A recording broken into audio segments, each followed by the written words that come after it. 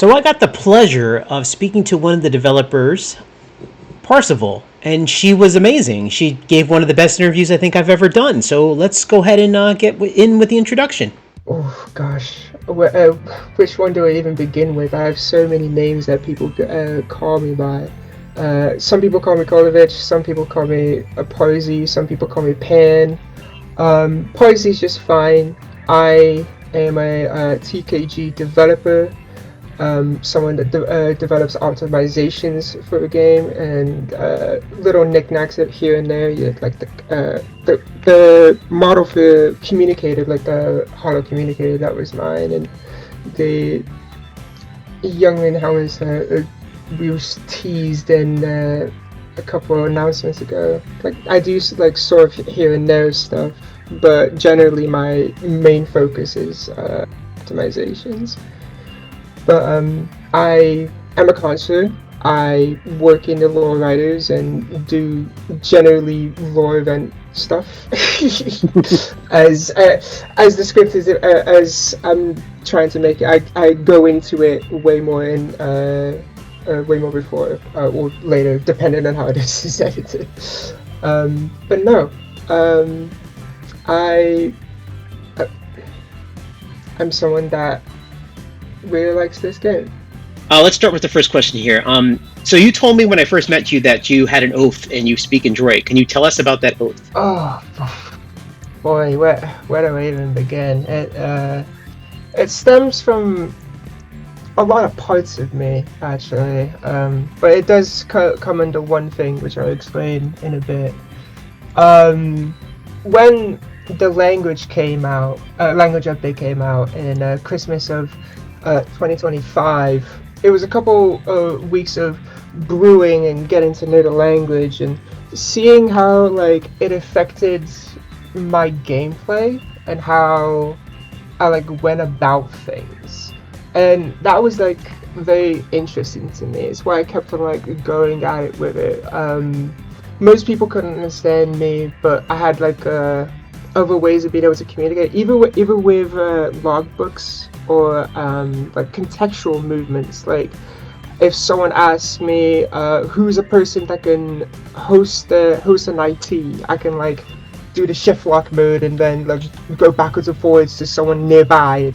You know what I mean? It's very contextual and within the moment, but it's very communicatable. Like no words need to be spoken. But point proven. It was thrilling in a way that something like so normal could be like a really unique challenge. I thought more deeply on it and it came to realization that there could be more to this, and had been thinking more of an idea of an oath. I got a lot of inspiration from TGs, actually. Some might have pointed out. But I was embracing it. I was entranced in it. I kind of thought of my character as a whole at that point. I'm like viewing my timeline. Like for the longest time, I've always just kind of like I never really thought too much of it. I had my like little origin story that I kind of have Kolovich diving into a completely different thing. But this Jedi Kolovich is who I am now, and I just kind of labeled myself as a droid, and that was all that it was until that point. But I thought of it more of like, well, I want to see more like me, right? Yeah. So I thought of what more can I do with this? So I started with the oath. I was literally just walking around the main hall. It was simple as I was just thinking about it. It's just like, am I really just not gonna speak common anymore? At least as much as I can. Yeah. All right. That was great though, because like when I first met you and you're talking droid and I'm like, I don't know what they're saying. I don't know what she's saying. I can't read that. I don't know what she's saying. No. I mean, it's for at least for me, it's great. I can understand the frustrations, but it's not like there isn't ways for you to understand. Like Gotcha. all languages in the game, have a form of translating them. Like if you'd be Okay. able to develop a cipher if you had someone nearby that could tell you it and this and that. Okay. I know. Oh, I know of a great example. My goat, Elder Kavar. He when the language came out, like when the language update came out, he was able to already at the time translate a couple of sentences from a couple of different languages. But over the course of a couple of months, he was able to translate full-on paragraphs. Like I would be sitting That's in the great. Holocron vault with him, and we'd be talking for hours. Like he'd take some time to translate it, but he'd get it done. It That's was awesome. nuts, but it's absolutely possible, and it's very much like a skill that you can obtain. And I loved that about this language. It's what made me like compelled to do it more, because I was like, well, obviously, like people can put up with this. It's like in the Star Wars universe, it's just how it is. Some people Yeah. can understand it, some people don't. Some people are the speakers, some people can't, and that's just kind of I love it. Well, it's actually going to bring me to my next question, but you've kind of already answered that. As I was going to ask you, who's able to translate droid languages? So, because I know I um, can't. So, yeah. I no. There's a good handful of people that know the droid language. Though I like the phrasing of this question actually, because I do have a kind of like a set of people that I've instructed to be translators for droids in favor of me giving them the language. This is mostly the Sith side, as I'm actually like, contrary to popular belief, I am unable to teach any languages on the Jedi side because I am not a master. At least I'm not as yet. Which is contrary to when I'm on the Sith. I actually have the same sort of ranking as Darth. And so that would grant me that permission. But I had asked these like sets of people to translate specifically for droids if and when the opportunity arises, and genuinely they follow through. When I like I was in front of the Dawn Gate, right? I really can't remember, but I did have a Sith like be able to translate full sentences for me for a youngling that had some issues in finding a master, which I thought was really cool. that is It's really really cool cool. how Yeah, yeah. that's really cool. That's Uh, really cool. it's also sort of like a friending system. I guess that's more of a sort of a byproduct of how it was introduced. I was among the first. I was not the first, but I think I was at least the second or third to get droid speak. Um, not including any of the other languages that I also have. Um, but it was passed around a lot in the early days, like very frequently. It's a lot more closed off now compared to back then. But it spread like wildfire, genuinely. I remember that in the main hall near the entrance to the Hall of Night, Hall of Lighthood.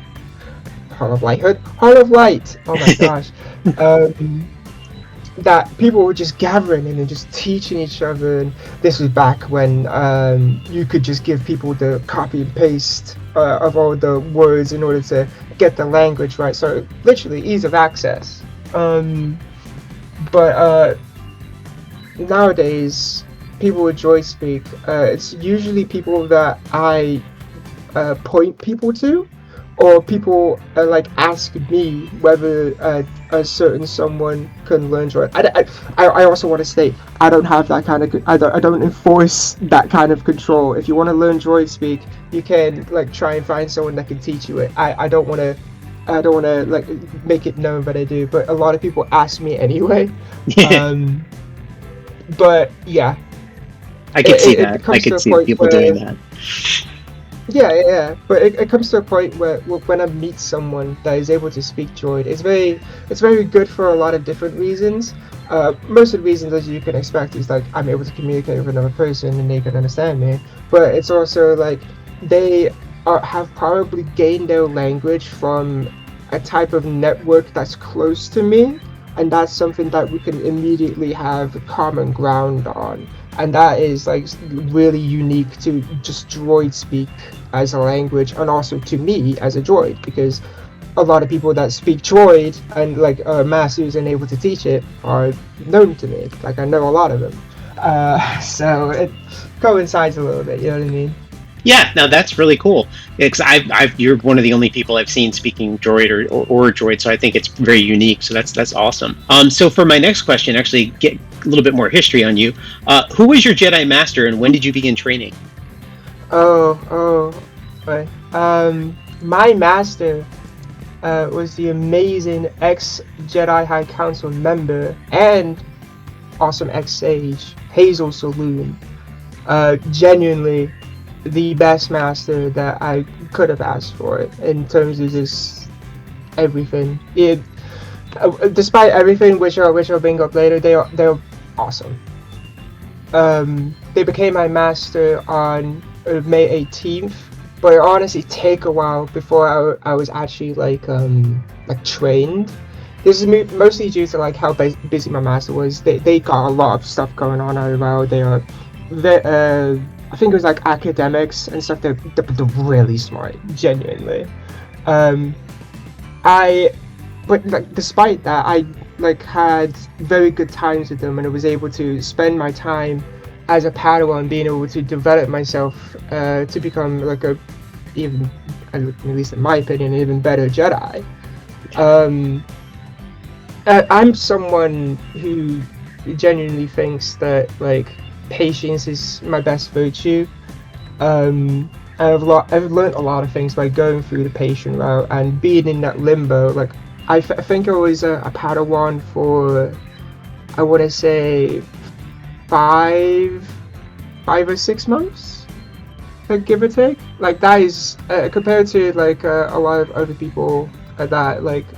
I know a friend of mine that speedran the KT within like the literal week, which is the minimum requirement, by the way, which I think is nuts.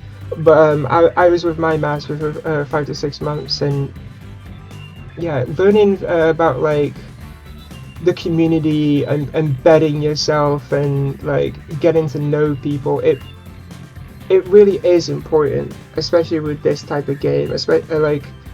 I think, genuinely from the bottom of my heart, if I was like any other knight where I kind of sped ran the system and like went from like it did what my friend did, right, and went to being a knight within a week, I think I would have just left the game at this point. I would have been burnt out because yeah. I wouldn't have learned how to entertain myself.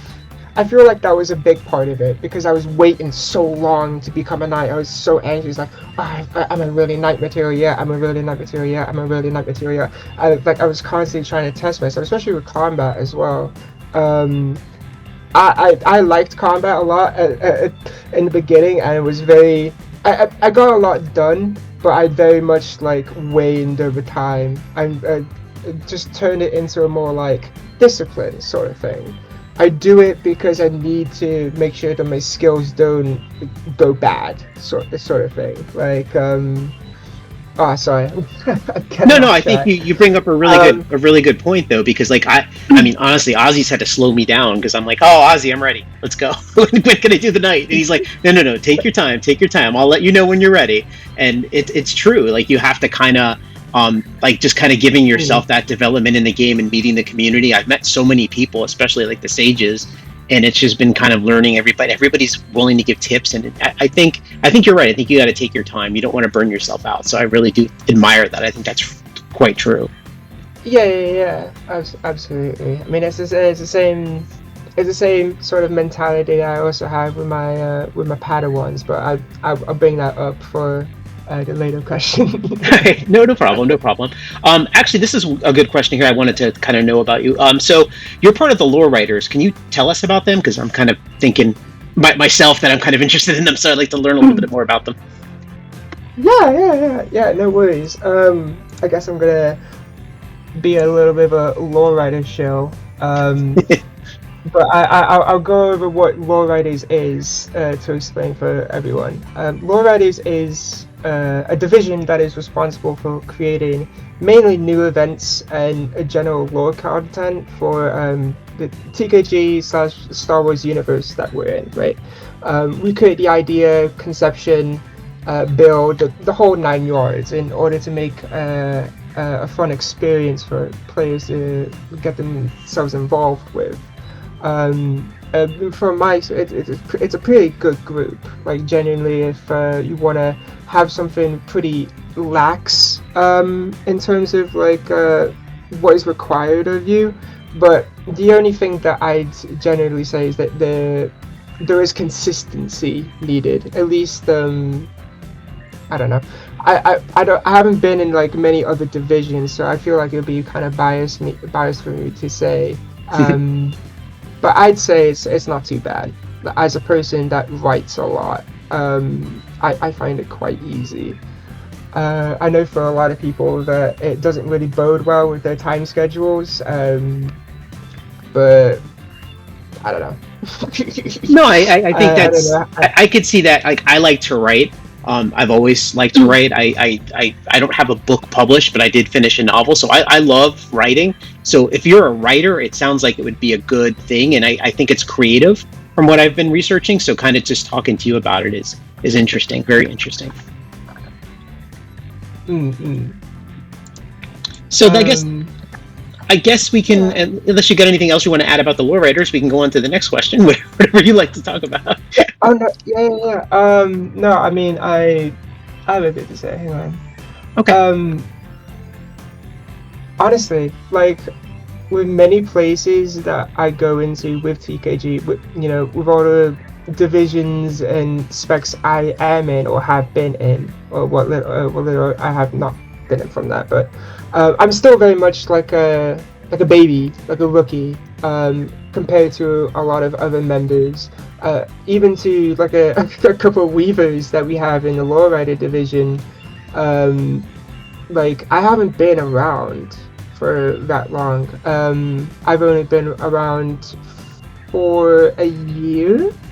I came from like a big boom of players, and I was around during when there was no cooldowns for any trainings, and you could fly through like 3 of them, or 2 in one day, and then you probably have enough energy and like time to be able to do the next one and then attend a crystal gathering the next day. It was genuinely insane. That's Me crazy. personally, That's crazy. controversial take. I feel like they should employ that more. But nevertheless, it was a very insane time. But yeah, I like. Despite all of that, right? Despite not having like the general history, like not even knowing OSIS or anything, it's very much like a welcoming environment. Despite that, and Lore Writers really does like take a chance on anyone to be able to create something cool for the community to experience. I'm very very fortunate that they were able to take me on, and I trust that I was able to lead the team of weavers and try and help scribes become weavers. It's crazy. It's crazy, and I'm very lucky to have people like Master Proxy and Master Adam. They're genuinely just awesome people to get to know and build stuff with. I wouldn't be as like I think I would be more burnt out with my dev stuff, especially without lore writers, because for a little bit of history, I was hired in order to do optimization for Dawn. I had made 2 halls, East Wing and West Wing. I had built them up over time. Mm-hmm. We weren't able to use them because before TKG, I was just a Blender person that worked on VR chat models, right? That was like my whole thing. I just did like commissions and just like did prop design and character design. I even like as my test model for TKG, I made a droid head. I made like an assassin droid head. I don't think that ever got used though. Like an Unfortunately. HK, like an HK model.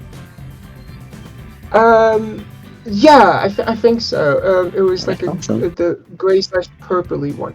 Um, no, it was really cool. But basically, I was thrown in a deep end when it came to making the holes and stuff.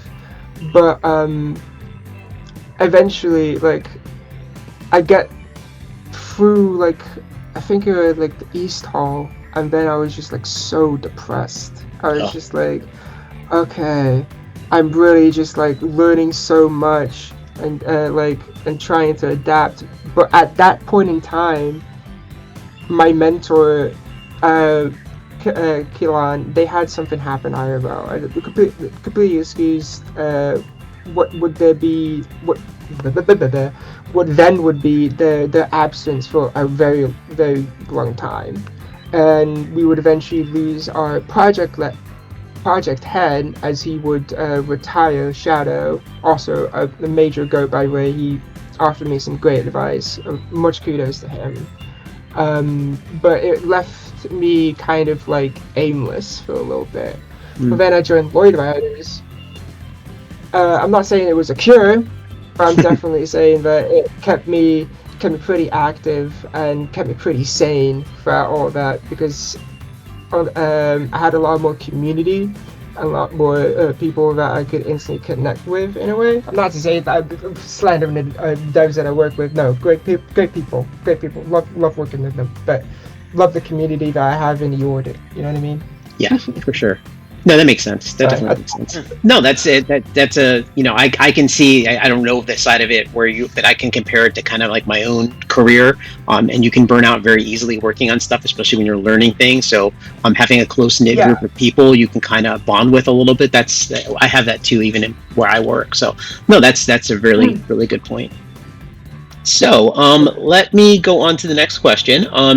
Tell us about your Padawan or your Padawans, because I remember you saying you were able to have multiple Padawans. Oh yes. I've had a good line, I'd say. I'm gonna be very brutally honest, and this is gonna be an unfortunate truth. I don't really remember some of them, really.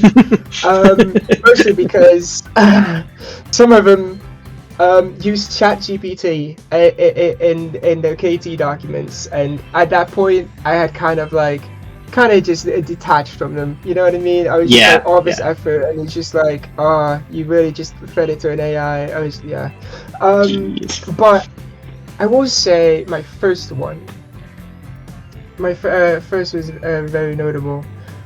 Phase. Um, they were actually someone that I knew before TKG. They were from a wizarding game.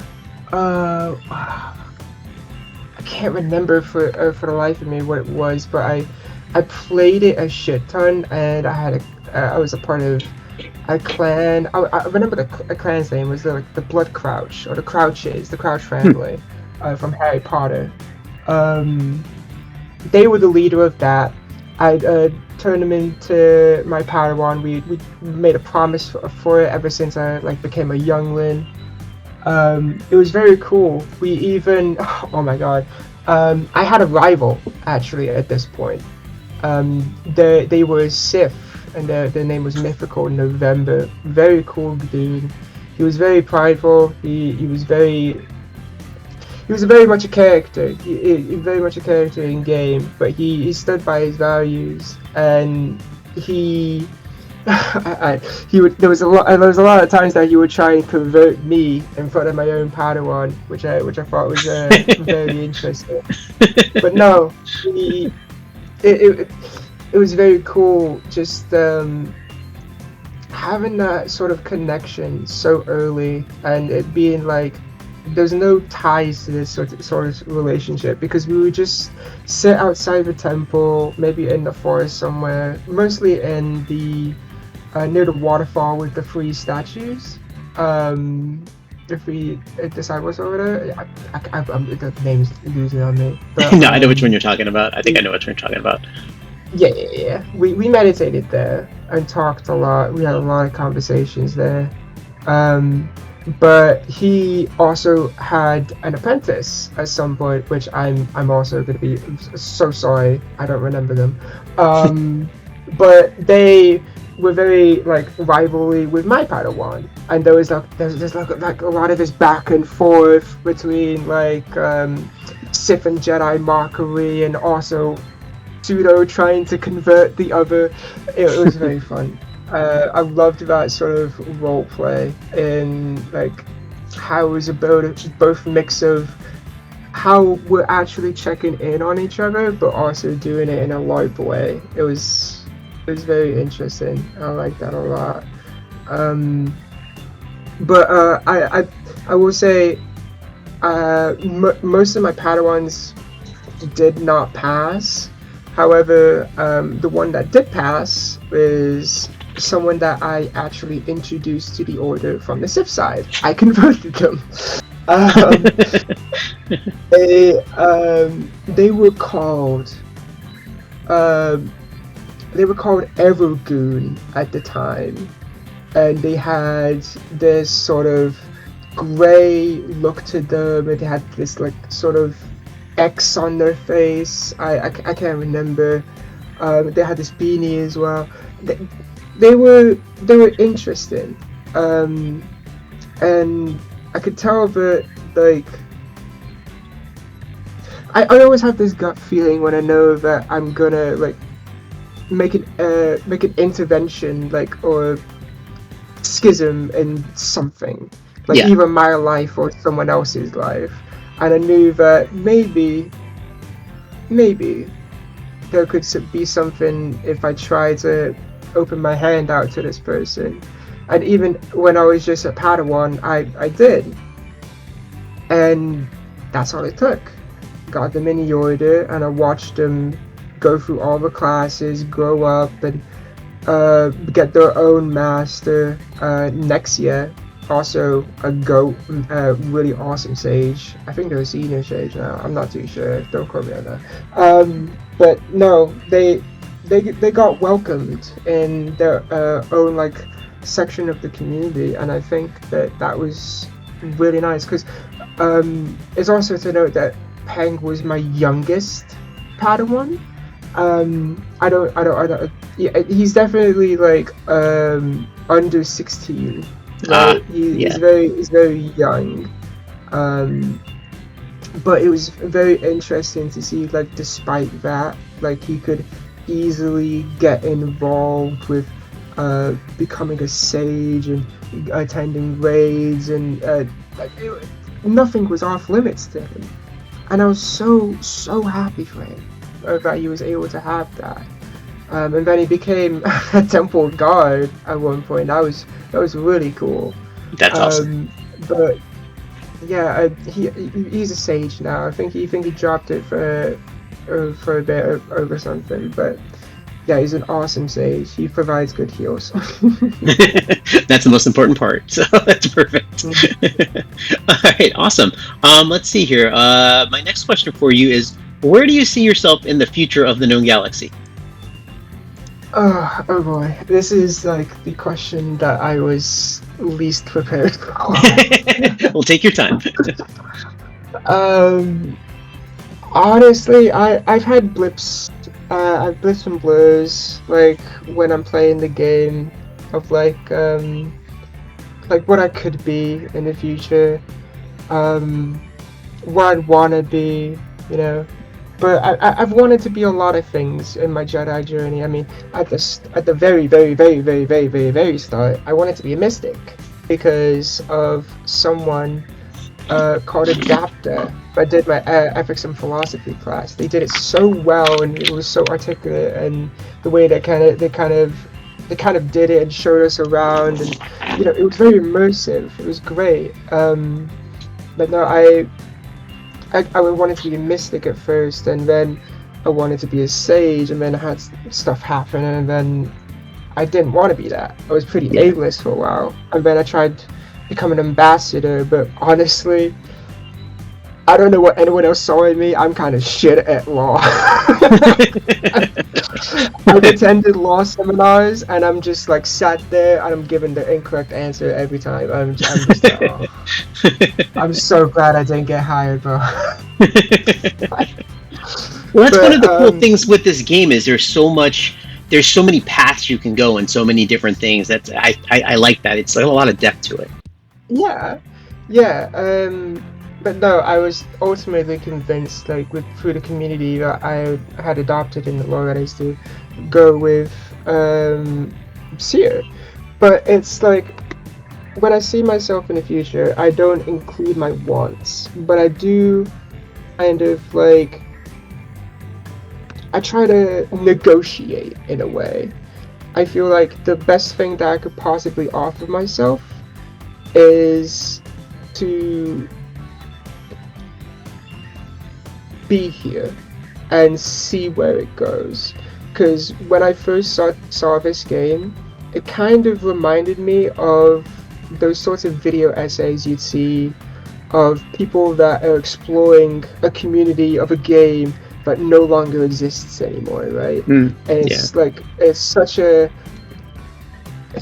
world that is trapped in its own sort of like sphere, and it only really makes sense, real sense, if you've been a part of it for so long. And I loved it for that.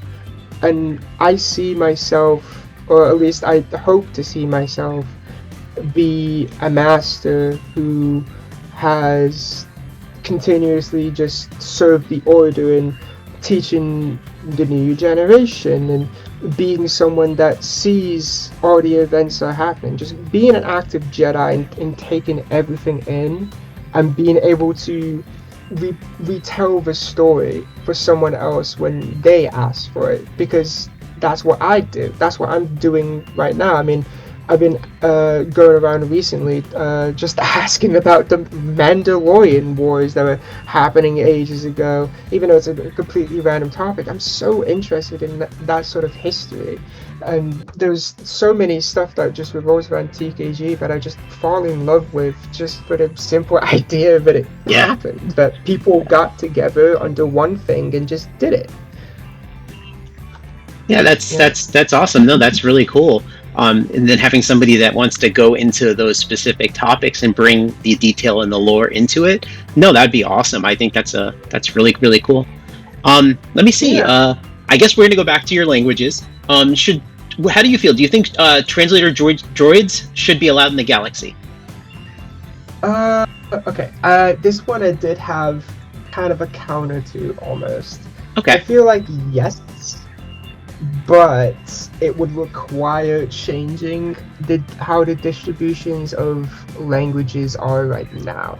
Because me personally, I feel like the best way that we keep languages quote unquote sacred, and not to make them not less transferable, that's not really the point, but to make them more important when they do come up, because they're only really meant for the race that they're supposed to be for. Like Wookiees should be teaching Wookiees their own language, right? And vice versa for any sort of race that are doing it. I think that in order to teach a language, that it should be between the master and Padawan. But it would also mean that you don't have to be a master to be able to teach a language. You just have to have a Padawan, right? I feel like having it like that, and having it, eventually get to a point where, people are generally understanding, but especially with the new waves of people that we're getting now, they're not going to have that language. Yeah, I think it would be definitely useful to have translator droids that at least like maybe walk around, right? Maybe like NPCs that like walk around, that if you are a droid or a Wookiee or anything, you speak near them, they automatically speak what you're speaking. which I think would be pretty cool. I don't know. That's my own thrown out idea. I like it. I like that idea. I think that's a really good idea. Yeah, like a protocol droid walking around, kind of helping, because a lot of new people get in the game, and honestly, unfortunately, I don't want to be the one to say it, but I couldn't understand what you were saying. So it would have been great to know that an NPC could translate it for me. Yeah. I mean, I'll teach you some ways after this interview. But, Perfect. There are certainly ways that anyone that again can learn these languages. It's just all like that's also another thing that I want to talk about TKG. It's like the one kind of issue that I have is that there's a lot of information that you kind of only really know if you've just been talking to people. Yeah, especially like regarding. I guess it's better now, especially with the archives, that we are adding more and more stuff, like about the languages and stuff like that. But it would never like, for example, your KT trials, right? They'll never tell you that they're not trying to track your the points, right? Not how many times you kill your instructor, right? Or the master that is doing your trial. Yeah. They're looking at how you do in your form and whether you are soaking in the knowledge that you have been taught to you, especially regarding your own form that you've chosen for that, right? I mean, I just think that translator droids should definitely be in the game. NPCs. Yeah, so in order to introduce what you were asking for, with having translator droids in any capacity, we would probably need to have a different method of distribution, change from what it is now to master versus Padawan, or doing it in that sort of relationship where you can only teach if you are a Padawan of someone that has those skills, and they wouldn't be locked just because they're not a master. So if they have a language that they can teach, even though they're not a master, but they're a master of you, they can teach you. I feel like if we had that sort of system, it would allow for better usage of translator droids. It would give them more purpose, in my opinion. Yeah, I think that's a good idea. It's a really good idea. So let me throw these last couple questions at you. Let me see here. How do you feel about the Sith? I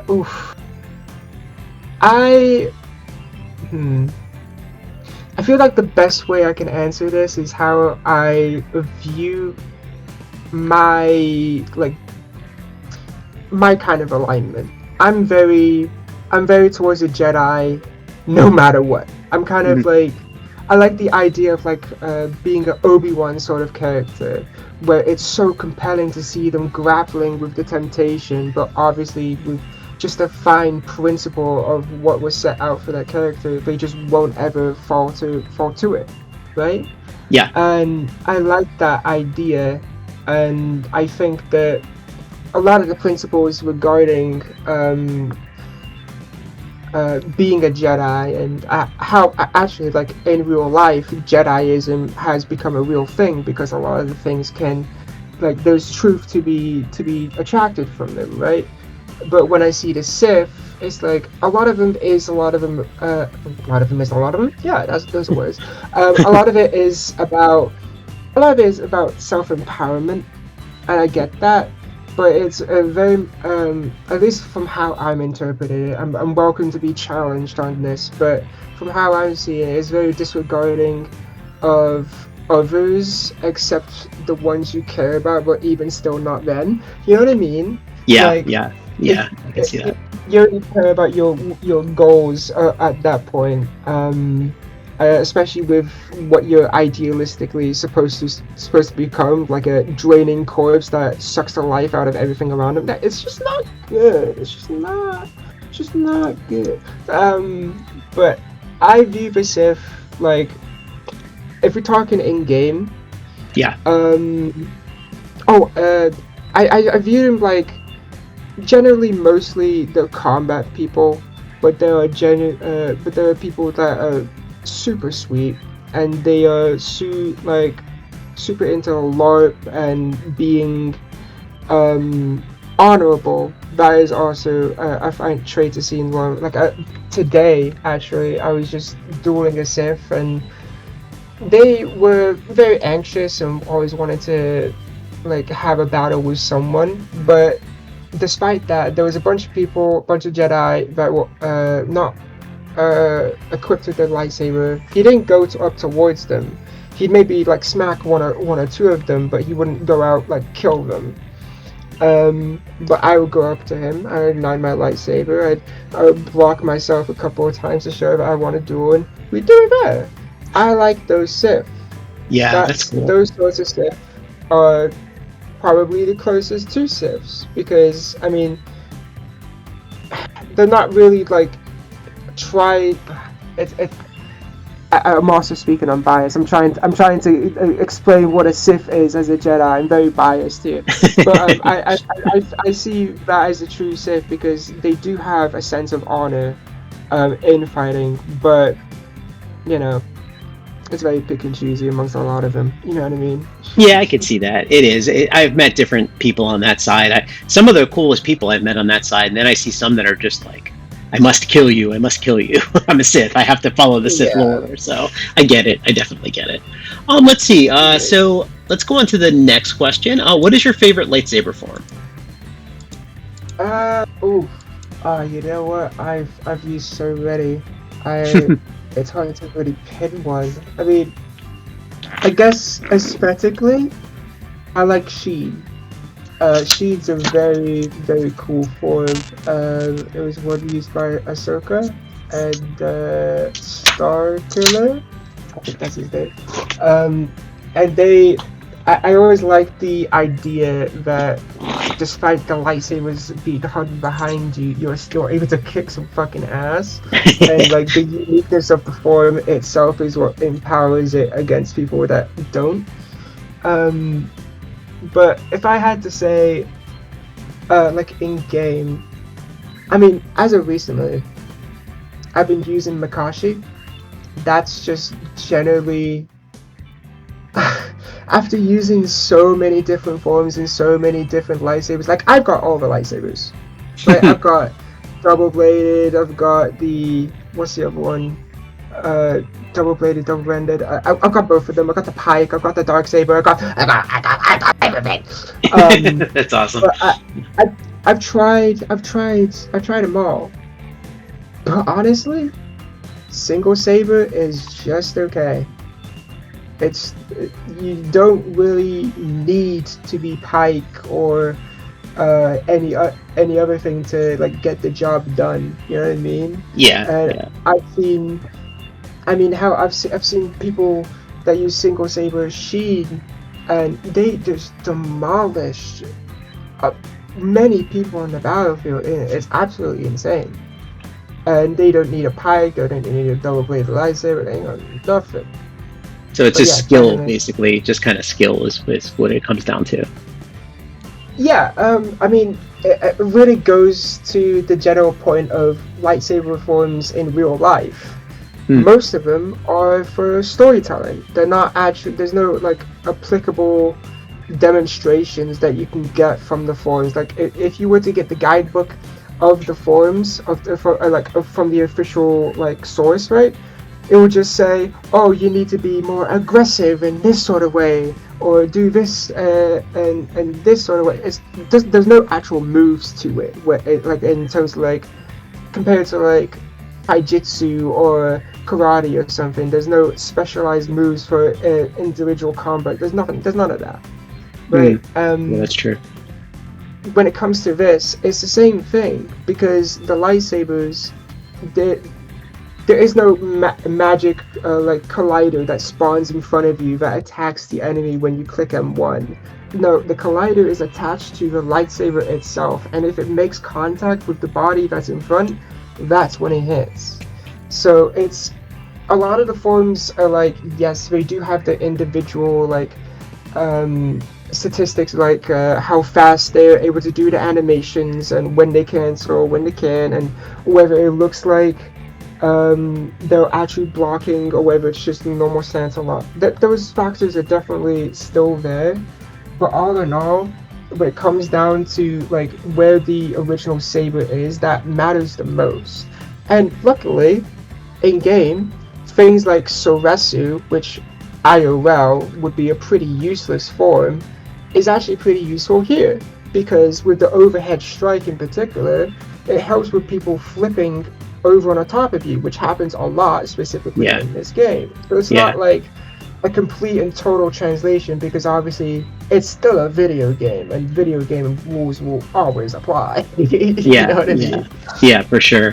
No, that's a good point. I guess I never really, because once I started playing this game, I started really looking at the forums, and I'm like, wow, I knew about the forums, but I didn't realize how detailed the forums were in the Star Wars lore. So now I see it, I see like, oh, well, one forum is great for flipping, and one forum is great for defense, and I'm like, well, do they kind of translate that way in game? So that's good to know. That's definitely good to know. There's definitely like forms that are better than others. I don't really believe it, but there's definitely like a form that is best suited for you, but not in the form of like, oh yeah, you could be able to do this technique better or this technique better, but it's how you're able to adapt with it. Especially because I think this was also a comment on one of your videos, is that part of TKG fighting is fighting with your movements, but also with your mouse as well. And being able to flick your camera as well, like with the shift lock at your body. It really matters. And when you have that down along with your lightsaber, you could say, it helps a lot in being able to bait, being able to avoid being damaged, and being able to like just look like you're fucking around with it, right? And win the battle. That's the most important thing. But yeah, that's so true, because I literally spent almost like an hour and a half last night with Ace and Ozzy learning the different things that you could do, and how to make battle just easier and better, and it's so true. It really, really, really is true. Yeah. Oh gosh, yeah. I spent so many hours, I mean, like you, just kind of at the mats. Yep. Beating the dummies. Really just trying to get my way in. I mean, I can actually send you some videos of me fighting some knights and masters way back in the day. I was horrible. I've seen you in action, though. I've seen you in the temple now when the Sith come in, and you're just wiping them out. So I guess you had to start somewhere, because you're pretty good now. Yeah, no.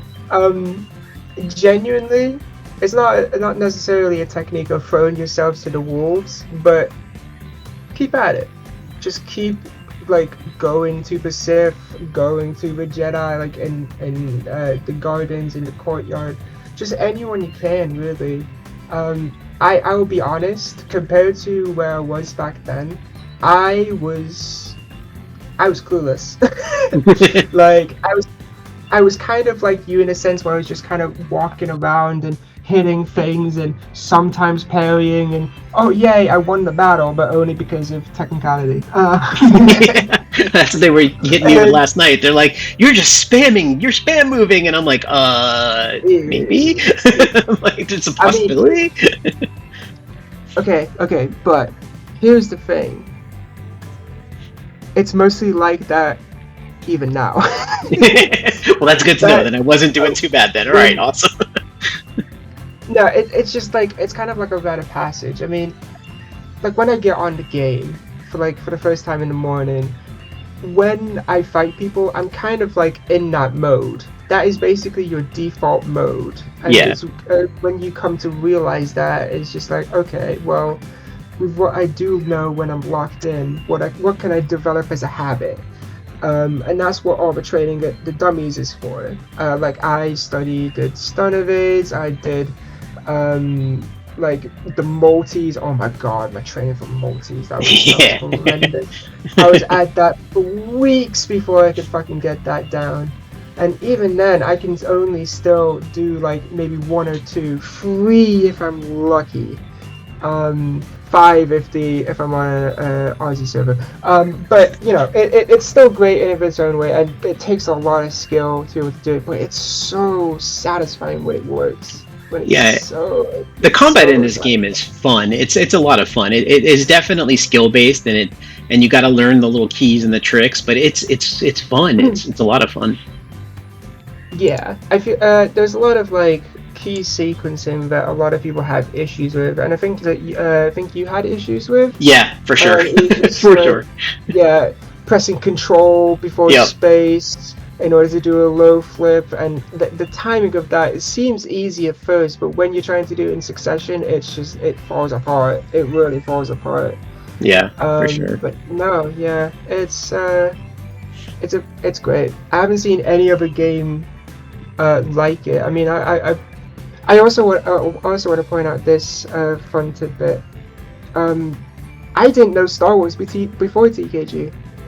I didn't know it at all. Really? Wow. Yeah, I did not.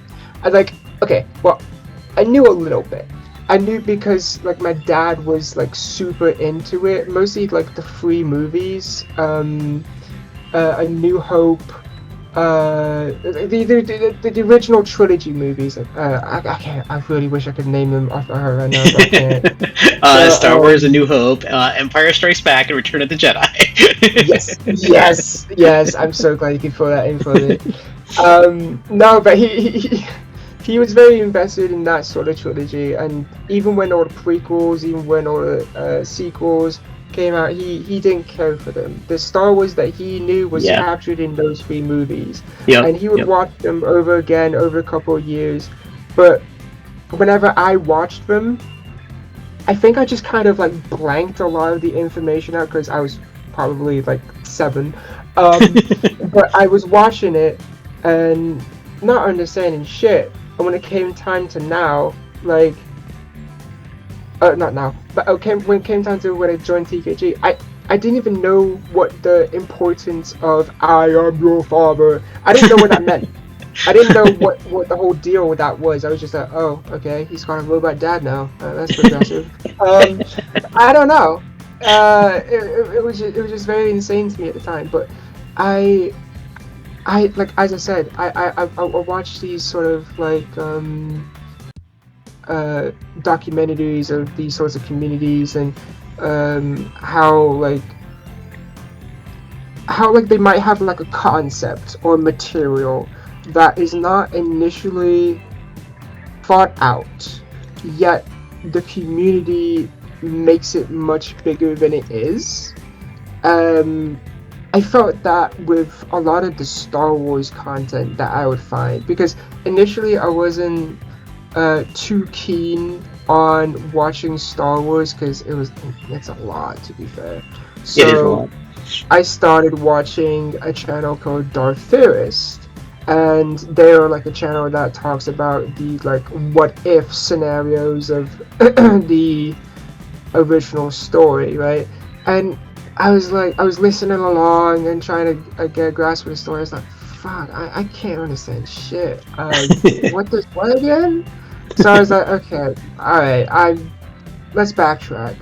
Let's watch the movies. I finally got myself to watch the movies, and honestly, great experience. I'm so glad that I didn't I don't want to say poison myself, but I didn't look at any other interpretation of Star Wars. I didn't look at anyone's theories or stuff like that. I just kind of went in so open-minded, and I'm so glad I did. Yeah, that's the best way to go about it, because if you start watching other people's thoughts, I was really into Star Wars Theories channel, and when the one that came out, the sequel to The Force Awakens, The Last Jedi, it was ruined for me, because I took his opinion and I was just to this day I'm I don't like it, because I picked up his opinion. Gosh, so yeah. I got you on that one. So yeah. That's pretty fair. Let me see here. I think I've got one more question for you. Which you kind of answered actually, because you kind of went into the different classes. But I'm curious to, which class did you find the most interesting, or find the most interesting? Yeah, I mean, yeah, I definitely talked about this before. But it was my ethics and philosophy class. It was probably one of the few classes that I actually remember. But it was the fact that, out of all the classes that we had at the time, it was the one that we were just like the most outdoors, and we were like really, I guess in my mind, connected to the forest. And I feel like the game needs a lot more of that. Like, I'm talking in hindsight, I feel like we really need a lot more forest related stuff. But back then, it was just like, it was so surreal, and like how immersive it was, especially because, again, the big boom, there was a bunch of other younglings around me that were also in awe of this, so it was kind of sheep mentality in a way. It just made it all the more convincing. But what was the most convincing was Adapter, and how they held themselves, and how they answered questions, and they were really just like the most exemplary Jedi that I could see, which is also so hilarious because they're now a Sith. But they were really cool when I meet them. It's still stuck in my mind, and I genuinely loved that class. And honestly, it's making me think about mystics, but I haven't made any decisions yet. I'm just testing the waters. The mind trick looks cool. But yeah, no. Ethics and philosophy, I absolutely applaud every mystic that teaches that shit, because you guys are doing the real fucking work. I'm just saying. Temple guards have nothing on you. Okay, no. But but no, it's a thankless job, and they do really cool work. Yeah, I think so too. I know Ozzy had told me the same thing. When I asked him, he was like, "Oh, my favorite class is the ethics and philosophy," and he kept pushing me to take it. And then I took it, and I was like, "I see why you like it. It's really, really good. They go into a lot of depth and explain a lot of things, and the exercises were really good. I enjoyed it, so I see where you're coming from with that too." Yeah. It's probably the most grounding class in my opinion. Yeah. Because like in Path to Knowledge, you just kind of been fed a shit ton of lore all at once, just about the specs and divisions and how things operate in the order, and then you're expected to do a law summary, and it's a whole thing, right? And you get to a point where it's just like, is there anything fucking else to this game? But it's just not this. And then you get to the ethics and philosophy during your Padawanship. It's like, okay, take things slow. Yep. Gotcha. Yep. It's so true. Oh, I also wanted to add as well the purpose of the room. This is actually the same exact room where I had brought in Mandalorian. His name was Mac, and he was trying out for being a temple guard. I had met him, and I told him that my new clan that I was forming was opening up to Mandalorians. He looked at me and he said, "What's your clan about?" And as I said, "It's about droids." He says he's in. And from there, me and him, we formed what is today the Jedoid clan. A clan for both cyborgs and droids. And right where you sit is where he sat. That's and awesome. Where we made the entire foundations for it. Yeah, that's cool. So cool that I'd be able to have you there as well. That's really cool. Yeah, that's really cool. That's a cool concept too. Cyborgs. That's really cool. Because I know SOTOR's got the cyborgs and the droids and everything, but I always thought they should do a little bit more detail with their cyborgs and do different races and stuff. Yeah. But it's I'm a cyborg guard there as well. I thought it was actually quite interesting that they literally just list you as cyborg. My cybernetic, I just have it for the eyes, right? Because obviously in game, I have these people. I just had to, right? But even then, it was like cyborg. It's like, what? Yeah, it's pretty cool. But then Well, they should definitely do more of it. Oh, yeah, I sorry. think that's no. I think that's really good. I like one of the things I just like about this game is how you can really customize your character, which is really cool. You don't you Oh get a yeah. lot of it in SOTOR, but you get even more depth in this one. So I thought that's really cool. And I like the way you go with this whole droid thing. It was really cool because I had never seen anybody do droid in game. And no, granted, I'm new, so but it was like, wow, somebody's RPing a droid. Wow, I told my fiance and my daughter, and they were like, "Oh, we want to see." We were like, "How do you RP a droid? That sounds Really? cool." Yeah, they were What? excited. Oh my gosh. They wanted to see. It I'd was love pretty to cool. meet them. I'd love to Yeah, show them if I can. That's so awesome. yeah, they were excited. They were I'd like, love "That's so cool." So I love droidness in general. I mean, I have it for everything that like Star Wars related. Like so many RPs where I'm kind of like poking the bear, sort of. I'm just like droid, cyborg, well, droid. I mean, Like seeing which one they get more angry at and seeing whether I can do it. Like, droid, cyborg, like you know what I mean? yep. Which one can I make more people angry? Yeah, But no, it's great. So, is there anything else you'd like to add to this interview? Oh, I mean, I guess it would be more like a message to anyone that kind of wants to play TKG. I think the best thing that I'd like that you should have when going into this game is that you should definitely treat it either like a boot camp or like the most fun school you'll ever go to, because it will be full of people that are interested in the same thing that you are, and there's so many specs and divisions that all do different things, and there's so many nooks and crannies and niches that you can get into, both in the community, people, and also your identity as well, that there's always going to be something for you. And the most finest finest virtue of them all is patience. Being able to stick by through the days, weeks, or maybe even months like me, and being able to see all that. Because genuinely, like when I became a knight, it was so like amazing, just that feeling of just finally doing it. It yeah, was I can just see like that. it was not like a weight lifted off my shoulders, because it was never a weight. It was always just like a platform that was extending me upwards and upwards and upwards and upwards, and I was waiting until I reached the top. And I got there, and it was so great, and it genuinely, like, it's so worth it. If you got time and you got commitment and you really want to be a Jedi, I genuinely think TKG is for you.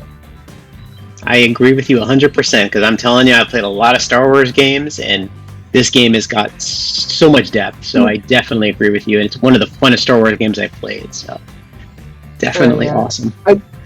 I also want to go into that sort of as it's a little part of me that I've been doing over like my experience with Star Wars is like going through history. I'm finding all the niche sort of projects with Star Wars. One of my most favorite ones was Star Wars Muds, the multi-user dungeons that were made in 1998. And they were like these text sort of RPs that were connected to servers with real people that all had their like characters with their own flavor text and descriptions, and there was Jedi, there was it was mostly like grounded, where the Jedi are literally like 0.1% of the population, but when they do appear, it's so meaningful, right?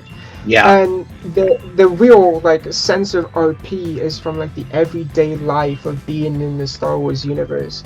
And even though there was not a lot of like like force related topics going on in the universe, right? Maybe you'd hear about a Sith war, right? But that would be it.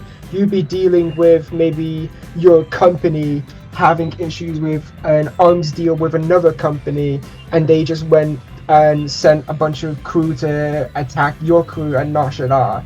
That's what would happen. That's what you'll probably be interested in at that time. And I liked that. It was so great because there was so many things that were working around you that you had no control over, but they were just still there, and I loved that. Yeah. Yeah, that's cool. I remember the MUDs back in the day, actually, because I'm old, so I do remember those. So I remember playing them. Oh my gosh. But they were fun. That's the way Star Wars Galaxies was too. When I got into that, it was like when you became a Jedi, Oh yeah, I it played was about very that. much Yeah. like, you were the first Jedi or the second, and it just was very keep it to yourself, don't tell anybody because bounty hunters would come after you. It was very cool. It was a different Yeah, experience. yeah, yeah. I was a part of a lot of projects where I interacted with games, but I was never considered a developer, Hmm. right? I the first time I ever like worked on a game was um, Ben 10 Universal Ensemble, and that was popular. That was popping off at one point. I think that I had thousands when we were releasing updates. I was a graphic designer, made the banners, and did some textures here and there. But they, they, we had like a whole thing that happened like after the game got shut down by Warner Brothers at one point, and Oh, jeez. uh, there was this whole Twitter thing. They said I wasn't a developer, but when I came here, and I was in this whole community, and I was with Flo and like the whole team. Like genuinely, it changed like my whole perspective, and I I felt so appreciated, but I never knew like how that really felt like in the sense that like I'd be making stuff I'd be making stuff that like hasn't even came out yet, right? It hasn't even come out. I haven't even released my thing yet, dog. And then there'll be people coming up to me and they'll be saying, "Oh, you're a developer? Oh my God, you're so cool! I'm so thank you guys for all the work that you've been doing." And I'm like, I mean, I mean, technically, I have publicized my work, but I haven't. Thank you, I guess. Yeah. um, it was very weird. It was very weird for a very long time. That's the thing And with life. You can go through people telling you that you can't accomplish something or you're not going to be able to do like what you're dreaming of doing, and you prove them wrong. You prove them wrong, and here you are doing it. So that's something to be proud of. You put time and effort, and you're here doing it. So that's awesome. hmm, yeah, no. It's a very cool experience. Being the flow, the way that he handles things. He's so humble in of himself with his own faults and like how he can connect with us. I think it's like he just it's so cringe to say. It's so cringe to say, but he's so human. You know what I mean? He's just Yeah. genuinely just a guy at the end of the day, and this is just a Lego game, and he can see that, and he can convey that. Especially like to like the approach of like dev work and stuff. Like he's so chill. He's so chill. No, that's awesome. That's the way I play Northwind too, and I met Rise, who's the lead developer owner over there, and he's very Yeah. much the same way too. Just a very cool guy, just very easy to deal with, I, and Float I seems the remember same way. watching your video. He's like very controversial, but you Yeah, have like a good connection with him. Yeah, yeah. I remember He's that. Cool he's guy. he's a really he's a really cool guy, and I can strike up conversations with him on Hmm. Discord, and he chats with me, and just the conversations I've had here with Float, he seems pretty laid back too, which I like. So that's awesome. Yeah. That's awesome, man. I'm glad you had that connection. I want to give out some shout outs to people that have been in my Jedi journey. Um, this list comes in no particular order, but it starts off with my best friend Ozzy Osman. He's been there for me for a really long time. I don't think I could have done nearly the shit I could have done without him from my journey. That goes for Abdi Hassan, who's also a very, very good friend of mine, very talented, very smart. He's an ambassador. He's very, very smart. Um, but I also want to share kind of like peer, not responsibility, but like care in a way. Like Adam, a part of Lore Writers, he very much like tends to me and makes sure that I'm keeping on track and that all parts of my person are okay when it comes to making work for TKG, like in terms of priorities, and I've always liked him for that. Poxy or Poxy Bird or Master Poxy, they're awesome. They're a visionary and they're lore writers, and they are just so bountiful in wisdom. And you know, they were there like when I was like about to quit. Honestly, there were some points where I was like genuinely like it was one night away, but people like him, specifically him, Parksy, just stood there for me. I always appreciated that. Hazel, my master, loved her. She is an absolute star. Float, I loved him for the opportunities that he's given me, and I'm just grateful for my experience here, genuinely. And that goes out to all the other devs as well, because I definitely am not self-made within this team. It's all definitely a team effort. But I want to save these last two for a really special kind of moment, because these last two people that I want to mention are actually people that were my day ones, sort of. But I don't actually see them that often anymore. I don't. One of them left, and one of them's a bit more inactive. But I love them both. Loopy Pro. They were I think they were a Padawan or an Initiate when I first joined, and they were basically like my first kind of mentor in the game, and he brought me along with my second shout out. I'm gonna butcher this. Matillo Obagnato. I called him Baggy, but we were really good friends.